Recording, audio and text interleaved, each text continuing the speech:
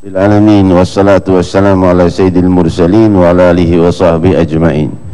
Kita lanjutkan, saudara-saudariku, hadirin hadirat yang hadir di Masjid Raya Al-Munawwar dan juga para pemirsa sekalian dimanapun anda berada. Sang Maha Dermawan memberikan anugerah besar sebagaimana sumpahnya yang dua kali dalam satu ayat, inna ma'al usri yusra wa inna ma'al usri yusra. Setelah ada kesulitan akan datang kemudahan, dalam kesulitan akan datang kemudahan. Dan kalimat ayat itu dengan kalimat ma'iyah, bukan ba'da usri yusra, bukan setelah kesulitan datang kemudahan, itu bisa nanti di surga, tapi ma'al usri yusra, bersamaan dengan musibah itu akan datang dengan cepat anugerah dari Allah. Jadi kalau datang musibah itu salah satu pertanda akan segera datang anugerah. Kita lihat anugerah terbesar untuk orang yang cobaannya sangat besar dari seluruh makhluk hambanya Allah yang saleh, berjuang dengan ikhlas untuk Allah subhanahu wa ta'ala, digempur dengan dicabutnya para kekasihnya satu persatu. Namun Allah subhanahu wa ta'ala masih ingin menguji Nabi SAW dengan kejadian Taif, di mana Nabi SAW dilempari dan saat itu patung-patung berhala berbicara, dimasuki oleh jin-jin yang kafir, dimasuki oleh jin-jin yang jahat, hingga patung itu berbicara bahwa Muhammad itu pendusta. Maka ia pun dilempari dan dikejar-kejar, dibangunkan jika ia jatuh, bangun kamu, jalan lagi. Jatuh lagi, bangun kamu, jalan lagi. Dan Nabi SAW tidak marah, bahkan mendoakan mereka, Allahumma hdi qaumi fa innahum la ya'lamun. Padahal beliau orang yang paling diberi kekuasaan oleh Allah dari seluruh makhluknya Allah. Jika beliau berdoa, wahai Allah, pendam seluruh orang-orang yang memusuhimu, memusuhi agamamu, sebagaimana Nabi Allah Nuh yang berdoa kepada Allah, Rabbi la tadhar 'alal ardi minal kafirina dayyara innaka in tadharhum yudhillu ibadak wa la yalidu illa fajiran kafara. Wahai Allah, jangan sisakan satu rumah pun di muka bumi dari orang yang tidak beriman. Tenggelamkan, Allah tenggelamkan semua. Allah akan ikuti doa nabinya. Namun Nabi SAW mendoakan kaumnya, Allahumma hdi qaumi fa innahum la ya'lamun. Wahai Allah, beri petunjuk pada kaumku. Tidak berkata beri petunjuk pada musuhku, beri petunjuk pada kaumku, sungguh mereka tidak tahu. Cukup sudah Allah subhanahu wa ta'ala memberikan musibah berganti dengan anugerah, yaitu undangan tunggal.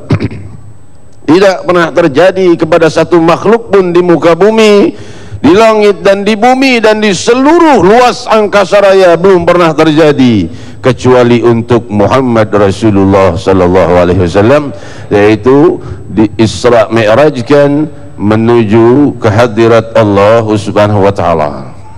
Bentangan alam semesta tidak kita ketahui keluasannya, sebagaimana dijelaskan oleh para ilmuwan kita. Baru saja ditemukan galaksi yang terjauh adalah berjarak 13,1 miliar kecepatan cahaya dari bumi. 13,1 miliar tahun kecepatan cahaya dari bumi. Sedangkan kecepatan cahaya itu 300.000 kilometer per detik. 300.000 kilometer per detik. Ini galaksi yang terjauh baru ditemukan jaraknya 13,1 miliar kecepatan cahaya. Itu baru langit yang pertama.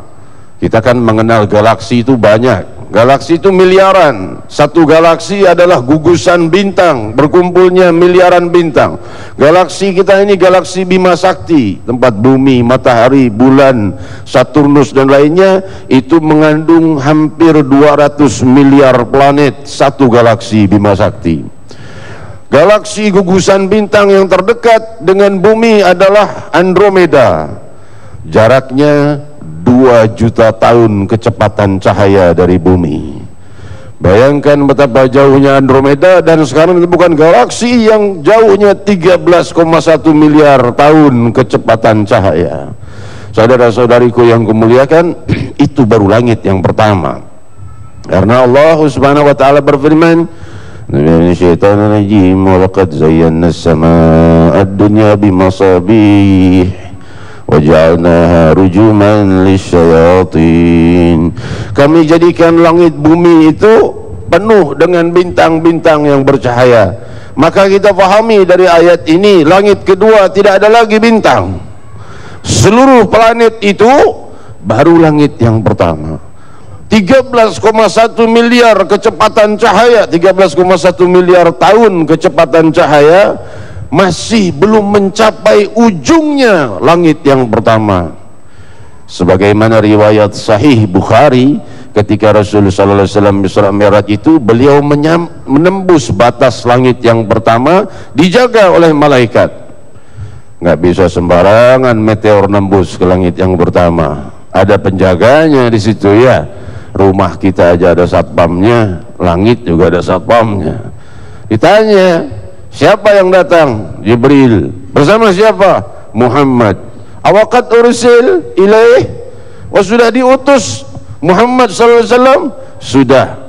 Marhaban bihi wa ni'mal maji'u ja. Dibukalah pintu-pintu langit seluasnya untuk Nabi Muhammad SAW. Selamat datang untuknya, semulia-mulia yang datang telah datang.